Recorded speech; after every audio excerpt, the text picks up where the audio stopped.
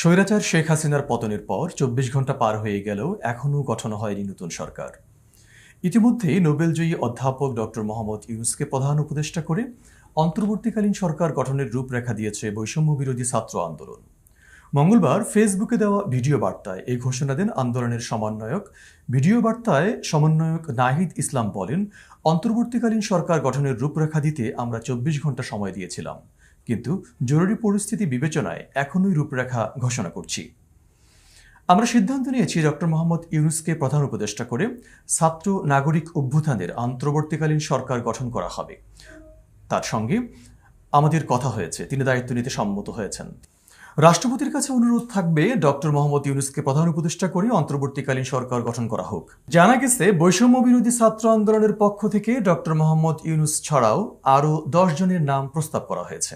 তারা হলেন বিচারপতি অবসরপ্রাপ্ত মোহাম্মদ আব্দুল ওয়াহাব মিয়া, জেনারেল অবসরপ্রাপ্ত ইকবাল করিম ভূঁইয়া, মেজর জেনারেল অবসরপ্রাপ্ত Syed Iftekhar Uddin, doctor Debapriya Bhattacharya, Matiur Rahman Chowdhury, brigadier general অবসরপ্রাপ্ত এম সাখাওয়াত হোসেন, ডক্টর হোসেন জিল্লুর রহমান ও বিচারপতি অবসরপ্রাপ্ত এম এ মতিন। এদিকে বৈষম্য বিরোধী ছাত্র আন্দোলনের সমন্বয়করা আজ সন্ধ্যায় বঙ্গভবনে গেছেন। সন্ধ্যা ৬টায় সেনাবাহিনীর একটি মাইক্রোবাসে শিক্ষার্থীরা বঙ্গভবনে প্রবেশ করেন। এই বিষয়ে বৈষম্য বিরোধী ছাত্র আন্দোলনের সমন্বয়ক মোহাম্মদ নাহিদ ইসলাম বলেন, আজ সন্ধ্যা ৬টায় বর্তমান পরিস্থিতি ও অন্তর্বর্তীকালীন সরকারের রূপরেখা নিয়ে আলোচনা করার জন্য বৈষম্য বিরোধী ছাত্র আন্দোলনের পক্ষ থেকে ১৩ সদস্যের একটি টিম বঙ্গভবনে রাষ্ট্রপতি ও ৩ বাহিনীর প্রধানের সাথে সাক্ষাৎ করতে এসেছেন। সঙ্গে ঢাকা বিশ্ববিদ্যালয়ের অধ্যাপক আসিফ নজরুল এবং অধ্যাপক তানজিম উদ্দিন রয়েছেন। আলোচনা শেষে আমরা বিস্তারিত জানাবো। দেশ থেকে পালিয়ে যাওয়া স্বৈরাচার শেখ হাসিনার ভিসা বাতিল করেছে আমেরিকা। মার্কিন স্টেট ডিপার্টমেন্টের একটি ঘনিষ্ঠ সূত্র নিশ্চিত করেছে, বাংলাদেশের সাবেক প্রধানমন্ত্রী শেখ হাসিনার ভিসা বাতিল করেছে যুক্তরাষ্ট্র। ব্রিটিশ সাংবাদিক ডেভিড বার্গম্যান টুইটে একথা জানিয়েছেন। শেখ হাসিনা সোমবার বিকেলে বাংলাদেশ ছেড়েছেন এবং ভারতে বসেই তার পরবর্তী পদক্ষেপের বিষয়ে সিদ্ধান্ত নেবেন বলে জানা গেছে।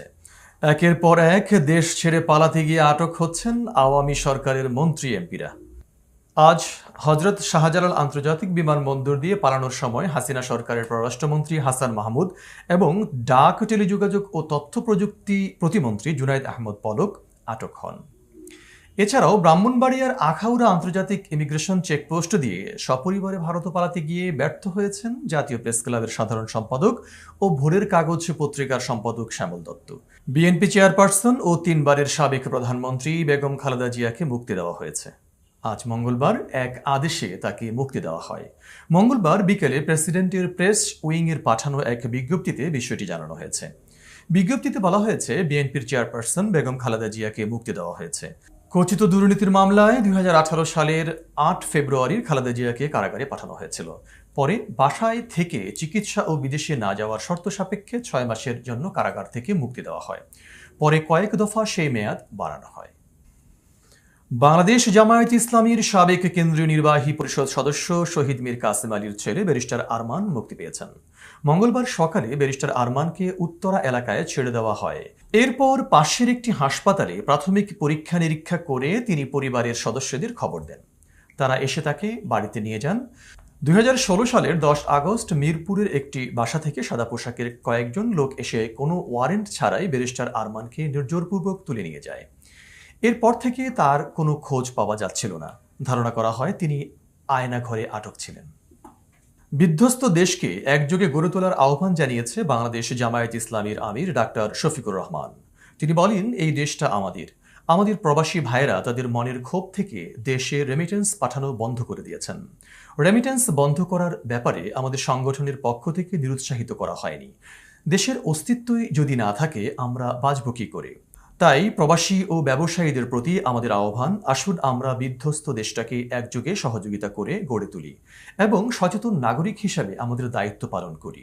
মঙ্গলবার দেশে বিরাজমান সার্বিক পরিস্থিতি সম্পর্কে আয়োজিত সংবাদ সম্মেলনে তিনি এসব কথা বলেন। দীর্ঘ ১৩ বছর পর দলের কেন্দ্রীয় কার্যালয়ে এই সংবাদ সম্মেলনের আয়োজন করা হয়। রাষ্ট্রের সম্পদ, শান্তি শৃঙ্খলা রক্ষা এবং সংখ্যালঘুদের নিরাপত্তা দেওয়ার জন্য আহ্বান জানিয়েছে হেফাজতে ইসলাম বাংলাদেশ। মঙ্গলবার রাজধানীর জামিয়া মাদানিয়া বাড়িধারায় হেফাজতে ইসলাম বাংলাদেশের নির্বাহী কমিটির এক জরুরি বৈঠক থেকে এই আহ্বান জানানো হয়। এতে সভাপতিত্ব করেন হেফাজতের সিনিয়র নায়েবে আমির আল্লামা খলিল আহমদ কাসেমি। ছাত্র জনতাকে বিরচিত অভিনন্দন জানিয়ে খলিল আহমদ কাসেমি বলেন, হাজারো প্রাণীর বিনিময়ে এবং এক ঐতিহাসিক বিপ্লবের মধ্য দিয়ে এ জালেম সরকারের পতন ঘটেছে। আওয়ামী স্বৈরশাসকের পতনের এই আনন্দঘন সময়ে ছাত্র জনতার আন্দোলনের বিজয় মুহূর্তটি সকলে শান্তভাবে উদযাপন করুন। অনুগ্রহ করে কারো প্রতি কেউ প্রতিরোধ, প্রতিশোধ কিংবা প্রতিহিংসা পরায়ণ হবেন না। কেউ নিজের হাতে আইন কোনোভাবেই তুলে নেবেন না, যাতে একটু ভুলের কারণে আমাদের অর্জিত এই গৌরবজনক বিজয় লক্ষ্যচ্যুত না হয়ে যায়। এই ব্যাপারে সচেতনতার সঙ্গে সজাগ ও সতর্ক দৃষ্টি রাখার জন্য আমরা দেশ ও জাতির প্রতি উদাত্ত আহ্বান জানাচ্ছি। বৈঠকে আরও উপস্থিত ছিলেন মহাসচিব মাওলানা সাজিদুর রহমান, মধুপুর পীর মাওলানা আব্দুল হামিদ, মাওলানা সালাউদ্দিন নানুপুরি, মাওলানা আব্দুর রউফ ইউসুফি, মুফতি জসিমউদ্দিন হাটহাজারী, মাওলানা আব্দুল আউয়াল, মাওলানা মাহফুজুল হক, মাওলানা মহিউদ্দিন রব্বানী, মাওলানা নাজমুল হাসান কাসেমি, মাওলানা আইয়ুব বাবুনগরী, মাওলানা মামুনুল হক, মুফতি মুনির হুসাইন কাসেমি, মাওলানা আজিজুল হক ইসলামাবাদী, মাওলানা খালিদ সাইফুল্লাহ আইয়ুবী, মাওলানা মীর ইদ্রিস, মাওলানা মুসা বিন ইজহার, মাওলানা ফজলুল করিম, মুফতি হাবিবুল্লাহ মাহমুদ কাসেমি, মুফতি সাখওয়াত হুসাইন রাজি, মাওলানা আতাউল্লাহ আমিন, মুফতি বশিরুল্লাহ, মুফতি জাকির হুসাইন কাসেমি, মুফতি কিফায়াতুল্লাহ আজহারি, মাওলানা সানাউল্লাহ মাহমুদি, মাওলানা নাসিরউদ্দিন মুনির, মাওলানা মাহবুবুল্লাহ, মুফতি জাবির কাসেমি, মুফতি কামাল উদ্দিন, মাওলানা রাশেদ বিন নূর, মাওলানা আফসার মাহমুদ, মুফতি মাহমুদুল হাসান গুনবী, মাওলানা আলী আকবর কাসেমি, মাওলানা কামরুল ইসলাম, মাওলানা এহসানুল হক, মাওলানা শরীফুল্লাহ, মুফতি আমিনুল ইসলাম কাসেমি প্রমুখ।